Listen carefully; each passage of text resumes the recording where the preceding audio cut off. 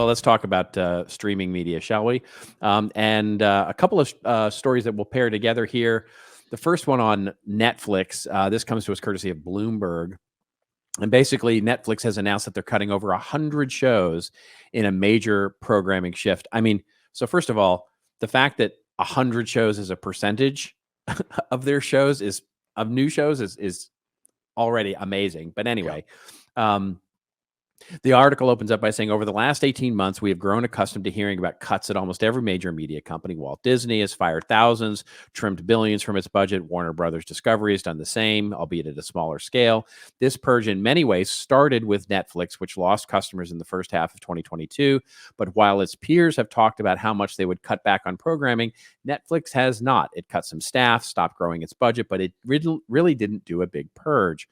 Well, it turns out even the unquenchable Netflix is starting to make less. As I don't know why he's writers. Well, the fact that he actually has to write the sentence, we'll have more on that in a moment, as always. Anyway, basically, the article goes on to after the break. For some reason, that basically Netflix is going to cut more than 100 shows from its slate, and 100 shows is a lot. And basically, the company released about 130 fewer original programs in 2023 than the year before. It's a dip of 16%.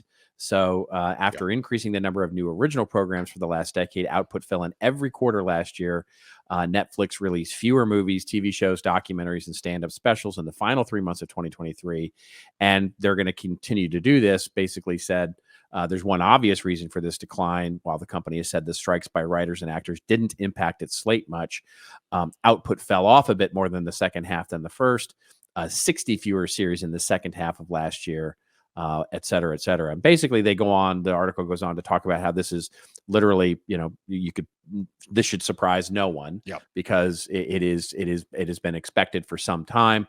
The actor strike certainly has an effect on this, but more than anything else, it was an unsustainable model of growth in terms of the content being acquired and or created, and the billions getting spent on it, with the amount of subscribers and streaming subscriptions that there are out there in the world. So we'll pair this basically with another story that I'll cover very quickly here. Fascinatingly enough, again, with the news, I'm going to read from a Wall Street Journal, and Joe is going to show Insider. I'm showing a Business Insider because I have access to Business Insider, and I don't have access. And I have access to Wall Street Journal, and I refuse to get a subscription to Business Insider because I think they're hacks. But that's praise for gated content. There we go. Thank you, media companies. Yeah, there you have it. So Amazon is basically eliminating hundreds of jobs across film, television studios, Twitch streaming platform, all in an effort to rein in costs. And that article basically goes on to talk about how, in a very similar, almost identical way that we just talked about with Netflix, that they're cutting back on costs because of the unsustainable growth model there. And it's interesting to me, mostly because for Twitch, Amazon Prime, video streaming, it's a much different model than it is for Netflix.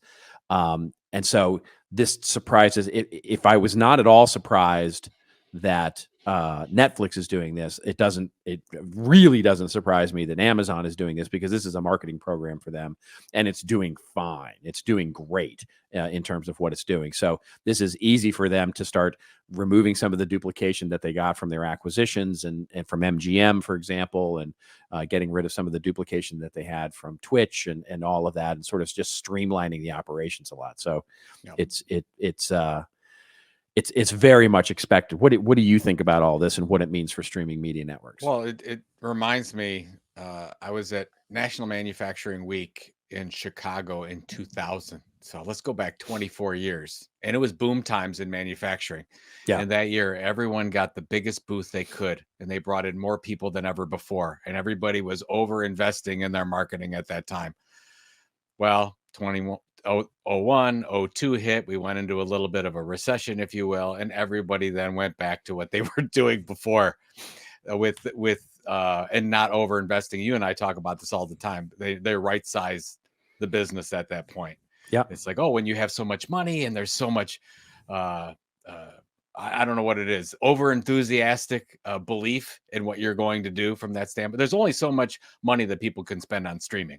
So everyone's cutting back a little bit. So that's one story. So you're going to see it over and over, and you have been, right? You've got Netflix cutting back. And now that everyone else is cutting, Netflix is owning that whole territory. They can do whatever they want to, except for the fact that I think their biggest competition is TikTok. Yeah. And I don't know of how many people we've talked about that on this show. I don't think a lot of people are thinking about it. TikTok has multiple revenue streams, and Netflix doesn't have that opportunity yet. First of all, Netflix is fine. They're doing just fine. They're almost in an all-time high from a stock price. Revenues, profits are at an all-time high. That's not an issue. I'm thinking a couple of years down the road, as TikTok gets even more influential than they are now, they've got not only the sponsored revenue stream, they've got retail. I mean, their shopping is going to boom and take off, and then Amazon's going to be concerned about them if they aren't already. So I think Netflix has to move around some of these assets to figure out how, in the long term, they're going to have to deal with surging TikTok, and I don't know what they're going to do.